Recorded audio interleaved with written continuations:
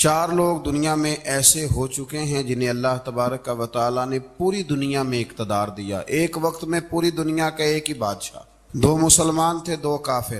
مسلمانوں میں حضرت سلیمان علیہ السلام اور جناب ذوالقرنین علیہ السلام، اور کافروں میں بخت نصر اور نمرود۔ یہ 2 لوگ ہیں جنہیں اللہ نے پوری دنیا میں اقتدار دیا، اور پھر اس کے بعد آنے والے وقت میں اللہ تعالیٰ امام مہدی کو سارا اقتدار عطا فرمائے گا پوری دنیا کا۔ حضرت ذوالقرنین کے بارے میں 2 روایات ہیں، ایک تو یہ ہے کہ وہ نبی تھے اور ایک یہ ہے کہ نہیں وہ ولی تھے، لیکن مجھے حضرت مولا علی شیر خدا رضی اللہ تعالیٰ عنہ کا قول ملا ہے جس میں آپ نے فرمایا ہے کہ نہیں وہ نبی نہیں تھے، تو اس لیے میرا نظریہ یہی ہے کہ وہ اللہ کے ایک نیک بندے تھے۔ اللہ نے انہیں پوری زمین میں اقتدار دیا، وہ ایک مہم پہ نکلے، ان کا ارادہ بنا کہ میں ذرا دنیا کا چکر لگاؤں، تو انہوں نے سفر شروع کیا کہ میں دیکھوں ذرا سورج غروب کہاں ہوتا ہے، تو فرماتے میں پہنچا، بڑا گیا لیکن میں اس مقام تک پہنچ گیا جہاں سورج غروب ہوتا ہے، تو پھر میں نے دیکھا کہ ایک سیاہ کنواں ہے جس کے اندر جا کے وہ چھپ گیا ہے، لیکن رب کریم کی اس حقیقت تک میں پہنچ سکا نہیں۔ پھر آپ فرماتے ہیں کہ میں آگے نکلا تو مجھے ایک قوم کے بارے میں بتلایا گیا جو بڑی خونخوار قوم تھی، بڑی خونخوار، اس کو یاجوج اور ماجوج کہا جاتا ہے۔ یہ قوم اتنی خونخوار تھی کہ یہ درندوں کو بھی کھا جایا کرتی تھی، اتنے لمبے چوڑے ان کے قد تھے، اتنے زیادہ طاقتور تھے کہ سانپ اور بچھو بھی کھا جاتے تھے۔ یہ نکلا کرتے تھے سبزے کے دنوں میں تو ساری کھیتیاں اجاڑ جاتے تھے، ہر چیز تباہ کر جاتے تھے، حتیٰ کہ انسانوں تک کو کھا جاتے تھے۔ تو حضرت ذوالقرنین جب وہاں پہنچے، اللہ تبارک و تعالیٰ نے انہیں ان مظلوم لوگوں کا مددگار بنایا جن پر یاجوج اور ماجوج کی قوم ظلم کرتی تھی۔ انہوں نے آپ سے کہا کہ حضور مہربانی فرمائیں، اس قوم سے تو ہماری جان چھڑائیں۔ آپ نے فرمایا تم میری مدد کرو۔ انہوں نے کہا حضور کس طرح؟ فرمایا بس جسمانی طور پر میری مدد کرو۔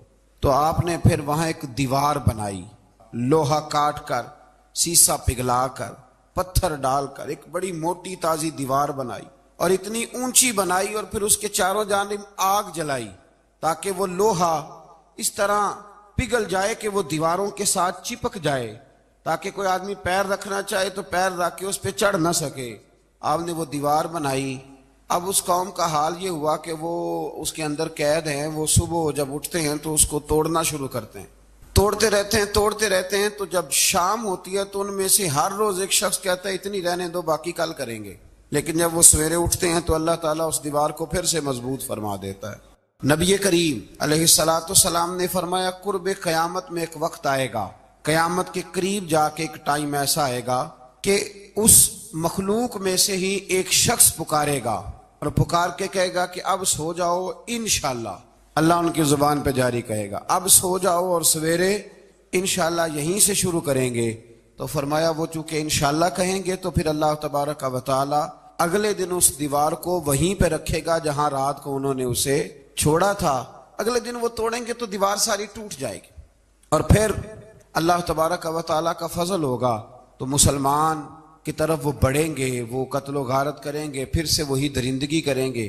تو پھر حضرت عیسیٰ علیہ السلام ان کے لیے دعا کریں گے، تو دعا کا یہ حال ہوگا کہ ان کے وجود پر کچھ ایسی چیزیں برآمد ہوں گی جن کی وجہ سے وہ مر جائیں گے، ختم کر دیے جائیں گے، قیامت کے قریب جا کے وہ دوبارہ آئیں گے۔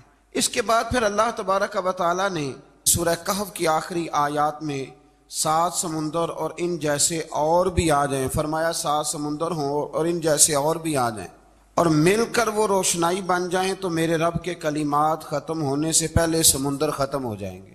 اور آخری آیت میں اللہ تعالیٰ نے فرمایا کہ اے رسول صلی اللہ تعالی علیہ وسلم آپ کہہ دیجئے کہ میں تمہاری طرح ہی ایک بشر ہوں، انا بشر مثلکم، میں بھی تمہاری طرح ایک۔ اب مثلکم کا بہت سارے لوگوں نے ترجمہ اپنی طرح کا کر لیا ہے، حالانکہ حضور صلی اللہ تعالی علیہ وسلم نے فرمایا کہ بشر ہونے میں تمہاری طرح ہوں، رسول ہونے میں تمہاری طرح نہیں، اللہ کا حبیب ہونے میں تمہاری طرح۔ اور وہ یہ جو میں کہہ رہا ہوں نا نہیں، تو یہ صحیح بخاری کے لفظ ہیں، حضور نے فرمایا ایکم مثلی، کون ہے تم میں جو میری طرح ہو؟ اور تو اپنے رسول کے بارے میں یہ کہے کہ بکریاں چرا رہے تھے تو معاذ اللہ انہیں پتہ ہی نہیں تھا کہ میں نبی بن جاؤں گا، ایسی کوئی بات نہیں۔ اعلیٰ حضرت فرماتے ہیں اللہ اللہ وہ بچپنے کی پھبن، یعنی بچپن میں بھی رنگ ڈھنگ نرالے تھے میرے رسول۔ اللہ اللہ وہ بچپنے کی پھبن اس خدا بھاتی صورت پہ لاکھوں سلام، اس خدا بھاتی صورت پہ۔ اور مرحوم اعظم چشتی نے بھی ایک جملہ بڑا خوبصورت کہا ہے، اس نے کہا تیری حیات پاک کا ہر لمحہ پیغمبر لگے۔ انہوں نے اپنے چچا کو بے جان بتوں کی عبادت سے روکا، عذاب الہی سے ڈرایا۔ اس نے کہا کہ آپ ہمیں ہمارے خداؤں سے پھیرنا چاہتے ہیں، اس سے رک جائیں ورنہ ہم آپ کو سنسار کر دیں گے۔ ابراہیم علیہ السلام نے کہا کہ میں آپ کے لیے اپنے رب سے استغفار کرتا رہوں گا، وہ مجھ پر بہت مہربان ہے۔ تو اللہ تبارک و تعالیٰ نے انہیں اسحاق علیہ السلام بیٹے اور یعقوب علیہ السلام پوتے کی بشارت دی، اور یہ بھی فرمایا کہ یہ دونوں نبی بھی ہوں گے۔ پھر آیت نمبر 51 سے لے کر 58 تک مختلف انبیاء کا ذکر ہے۔ اللہ تعالیٰ نے اس میں فرمایا کہ حضرت موسیٰ کو برگزیدہ رسول، نبی اور اللہ کا رازدار کہا گیا، اور حضرت ہارون کی نبوت کا بیان بھی ہوا، اور حضرت اسماعیل کو وعدے کے سچے، نماز اور زکوٰۃ کا حکم دینے والے رسول اور نبی اور اللہ کا پسندیدہ قرار دیا گیا۔ ادریس علیہ السلام کو صدیق نبی قرار دیتے ہوئے فرمایا کہ ہم نے ان کو بلند جگہ پہ بٹھایا ہے۔ کہاں ہے ادریس علیہ السلام؟ چوتھے آسمان میں بھی، اور جنت کا قول بھی ہے۔ دو روایتیں ان کے بارے میں ملتی ہیں، ایک تو یہ ہے کہ وہ حضرت ملک الموت سے ایک دفعہ کہنے لگے تو میرا یار نہیں بن جاتا؟ اللہ ہی بھلا کرے۔ حضرت اسرائیل کو کہنے لگے دوست بن جو، کہا بن جاتے ہیں، دوستی ہو گئی۔ فرمانے لگے یار موت کا ذائقہ کیسے چکھاتا ہے؟ کہنے لگا میں آپ کو چکھا دیتا ہوں۔ آپ کو موت کا ذائقہ چکھایا اور دوبارہ پھر روح ڈال دی، آپ اٹھ کے بیٹھ گئے۔ کہنے لگے دوزخ تو دکھا، نے وہ بھی دکھا دی۔ فرمایا جنت تو دکھا، جنت بھی دکھائی۔ تو کہنے لگا واپس چلیں، فرمانے لگے اب تو نہیں جانا۔ ہاں کیوں؟ فرمایا رب فرماتا ہے ہم فیہا خالدون، جو جنت میں آئے گا یہیں رہے گا۔ میں کہا جناب وہ تو پہلے موت کا ذائقہ چکھنا ہے، پل صراط جو دوزخ کے اوپر ہے وہاں سے گزرنا ہے۔ تو آپ فرمانے لگے یہ دونوں کام میں کر چکا ہوں اور تو نہیں کرائے ہیں، لہذا میں آ گیا ہوں تو میں نے یہیں پہ رہنا ہے۔ اب حضرت ملک الموت علیہ السلام نے عرض کی مالک یہ تیرا بندہ، فرمایا تیری دوست بھی اس کے ساتھ لگی تھی تو میری توفیق سے ہی لگی تھی، اور یہ یہاں تک آئے بھی میری توفیق سے ہی ہے، میرا ارادہ بن گیا انہیں یہاں رکھنے کا۔ میری طلب بھی تو تیرے کرم کا صدقہ ہے، میری طلب بھی تو تیرے کرم کا صدقہ ہے۔ یہ پاؤں اٹھتے نہیں بلکہ یہ اٹھائے جاتے ہیں، تو یہ بھی تو اس کا کرم ہوتا ہے نا کہ وہ کس طرح کر کے کسی کو نوازتا ہے۔ آیت نمبر 59 میں اللہ تعالیٰ کے فرما بردار اور سرکش بندوں کے احوال اور جو ان کے آخرت میں احوال ہوں گے ان کا ذکر کیا گیا ہے۔ آیت نمبر 66 میں بتایا گیا ہے کہ منکرین آخرت حیات بعد الموت کے بارے میں ہمیشہ شک میں مبتلا رہے۔ انہیں یقین ہونا چاہیے کہ مرنے کے بعد دوبارہ وہی خالق زندہ کرے گا جس نے پہلی بار بغیر کسی نام و نشان کے پیدا کیا۔ آیت نمبر 76 میں بتایا کہ جو لوگ گمراہی میں مبتلا ہیں ان کے ابتلا میں اضافے کے لیے مہلت کی مدت بڑھا دی جاتی، اور جو ہدایت یافتہ ہیں ان کو مزید استقامت نصیب ہوتی ہے۔ اللہ کے ہاں ثواب اور انجام خیر کے اعتبار سے باقی رہنے والی نیکیاں سب سے زیادہ بہتر۔ ایسی نیکیاں کریں جو باقی رہیں ہمیشہ، کیا کہتے ہیں؟ صدقہ جاریہ۔ آیت نمبر 81 میں فرمایا کہ مشرکین اس امید پر اللہ کے سوا معبودان باطل کی عبادت کرتے ہیں کہ مشکل میں ان کی مدد کریں گے۔ فرمایا ہرگز نہیں، وہ ان کے دشمن بن کے عبادت کا انکار کریں گے۔ آیت نمبر 88 میں بتایا کہ کفار نے اللہ کی طرف اولاد کی نسبت کر کے نہایت سخت بات کی۔ یہ تو اتنا سنگین جرم ہے کہ اس سے آسمان پھٹ پڑے، زمین شک ہو جائے اور پہاڑ ریزہ ریزہ ہو جائیں۔ مزید فرمایا کہ آسمان اور زمین میں جو کوئی بھی ہے سب اللہ کے حضور بندے بن کے حاضر ہوں گے۔ آیت نمبر 97 میں فرمایا جو لوگ ایمان لائے اور نیک کام کیے عنقریب رحمان لوگوں کے دلوں میں ان کی محبت پیدا فرما دے۔ یہ جو شرک والا معاملہ ہے نا، یہ بڑا سادہ سا ہے۔ کچھ لوگ آج نئے فلسفی اٹھے ہیں تو وہ کچھ عجیب و غریب سی باتیں دہریوں جیسی کرنے لگے ہیں، اور بعض مضامین ہم دیکھتے ہیں تازے جو چھپتے ہیں ان کے اندر بھی وہ اشارتاً کنایاتاً مذہب کی بنیاد پر تقسیم نہیں ہونی چاہیے، انسان بحیثیت انسان قابل تکریم ہے۔ تو ایک بات سمجھ لیں کہ جو مکان کی رجسٹری آپ کے نام ہے اگر کوئی اور دعویٰ کرے اس کا تو آپ کو برداشت ہے؟ یہ ہو نہیں نہ سکتا میاں۔ ملک میں وزیر کئی ہو سکتے ہیں پر وزیر اعظم ایک ہوتا ہے، اس کو سمجھ لیں۔ تو جب اللہ کی توحید میں کو کسی کو شریک ٹھہراتا ہے تو بہت بڑا جرم کرتا ہے۔ وہ بہت بڑا جرم کرتا ہے. یوں سمجھ لیں کہ جیسے آپ کی 5 مرلے کی زمین پہ کوئی آ کے قبضہ کرے, اسے مار دینے کو دل کرتا ہے. اس لیے یہ ساری زمین رب کریم کی ہے, آسمان و زمین کا خالق اور مالک. تو شرک ناپسندیدہ بات, ناپسندیدہ. سورہ طٰہٰ شروع ہوتی ہے. اس سورہ طٰہٰ میں نبی پاک صلی اللہ تعالی علیہ وسلم کو رب کریم نے فرمایا کہ محبوب, قرآن اس لیے نازل نہیں کیا تھا کہ آپ مشقت میں پڑ جائے. نبی کریم لمبی لمبی نمازیں پڑھتے تھے, لمبی لمبی. تو قرآن مجید نے کہا طٰہٰ ما انزلنا علیک القرآن لتشقیٰ, محبوب قرآن اس لیے نازل نہیں کیا کہ آپ مشقت میں پڑ جائیں. حضور لوگوں کو بڑی جد و جہد کے ساتھ دین کی طرف بلاتے تھے, تو کہا محبوب قرآن اس لیے نازل نہیں کیا تھا کہ آپ مشقت میں پڑ جائیں. آپ تو مشقت کرنے لگ گئے. وہ یا رب اپنے محبوب کو کہہ رہا ہے, جیسے سورہ مزمل میں بات ہوئی نا کہ محبوب تھوڑا آرام بھی فرما لیا کر, محبوب تھوڑا آرام بھی فرمائے. پھر فرمایا کہ یہ قرآن نصیحت کے لیے نازل ہوا ہے, اور اللہ ظاہر و باطن سب کو جانتا ہے, اور وہ وحدہ لا شریک ہے, اور سارے اچھے نام اسی کے ہیں. آیت نمبر 10 میں فرمایا کہ مدین سے واپسی کے سفر کے دوران موسیٰ علیہ السلام اس واقعے کا بیان کیا کہ وہ اپنی جگہ پر رکے ہوئے تھے, تو وہیں انہیں غیب سے ندا آئی کہ موسیٰ میں آپ کا رب ہوں, آپ وادی مقدس میں ہیں تو ادباً اپنے جوتے اتار دیجئے, میں نے آپ کو چن لیا ہے. میرے پیغام وحی کو توجہ سے سنیے, میں اللہ وحدہ لا شریک ہوں, میری بندگی کیجیے, میری یاد کے لیے نماز قائم کیجیے, قیامت آنے والی ہے, اسی کی طرف آپ توجہ فرمائیے.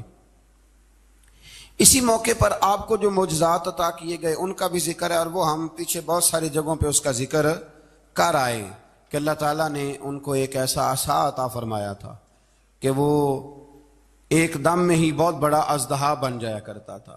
اور پھر حضرت سیدنا موسیٰ علیہ السلام اپنا ہاتھ گریبان میں ڈال کے نکالتے تھے تو آفتاب کی طرح روشن ہو جاتا تھا. اقبال کہتے ہیں ید بیضا لیے بیٹھے ہیں اپنی آستینوں, ید بیضا لیے, چمکتے ہوئے ہاتھ ہیں ان کے, تو یہ اپنی آستینوں میں چھپا کے بیٹھے ہیں. پر اقبال نے یہ ولیوں کے لیے کہا ہے, نہ پوچھ ان خرقہ پوشوں کی, ارادت ہو تو دیکھ ان کو, ارادت ہو تو محبت کے ساتھ دیکھ, تنقید کے ساتھ تو پتہ ہے پھر بندے کو کوئی شے نہیں ملتی, آنکھیں گونگ ہو جاتی. ارادت ہو تو دیکھ ان کو, ید بیضا لیے بیٹھے ہیں اپنی آستینوں میں. پھر اللہ تعالیٰ نے نا حضرت موسیٰ علیہ السلام کو حکم دیا تھا کہ فرعون کو دعوت دیں, تو حضرت موسیٰ نے دعا مانگی جو آیت نمبر 25 اور 28 میں موجود ہے, رب اشرح لی صدری ویسر لی امری واحلل عقدۃ من لسانی یفقہوا قولی, اے میرے رب میرے لیے میرا سینہ کھول دے, میرے لیے میرا کام آسان کر دے, میری زبان کی گرہ کھول دے تاکہ وہ لوگ میری بات کو سمجھ سکیں.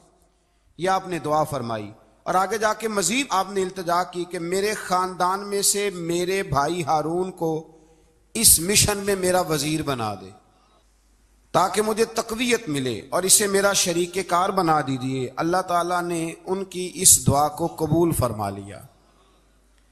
آیت نمبر 38 سے حضرت موسیٰ علیہ السلام کی پیدائش کا ذکر ہوتا ہے, اور یہ تقریباً آیت نمبر 76 تک چلتا ہے. واقعہ آپ نے پہلے بھی سنا ہوا ہے, اپنے لفظوں میں میں بھی عرض کیے دیتا ہوں. فرعون کو اس نے وہ خواب دیکھ لیا تھا کہ ایک ستارہ اٹھے گا اور پھر وہ گرے گا تو میری ساری سلطنت کو تباہ کر دے گا. نجومیوں سے اس نے پوچھ لیا, اس نے کہا کہ ایک بچہ پیدا ہوگا جو تیری سلطنت کو تباہ کرے گا. چاہیے تو یہ تھا کہ وہ توبہ کرتا, لیکن اس نے کیا کیا کہ اس نے بچوں کو قتل کرانا شروع کیا. یذبحون ابناءکم, ذبح کرا دیتا تھا تمہارے بیٹوں کو, اور بچیوں کو وہ زندہ رکھتا تھا. اللہ تبارک و تعالیٰ کی قدرت دیکھیے, رب بڑا ہی کریم ہے. آپ یقین کریں مولا کے دینے کے انوکھے ہی انداز ہیں. یعنی حضرت موسیٰ کوہ طور کے پاس آگ لینے جائیں تو اللہ تبارک و تعالیٰ پہلی وہی فرما کے نبی بنا لے. بھائی حضرت یوسف کو کنویں میں ڈالے تو رب وہاں سے نکال کے مصر کا حکمران بنا دے.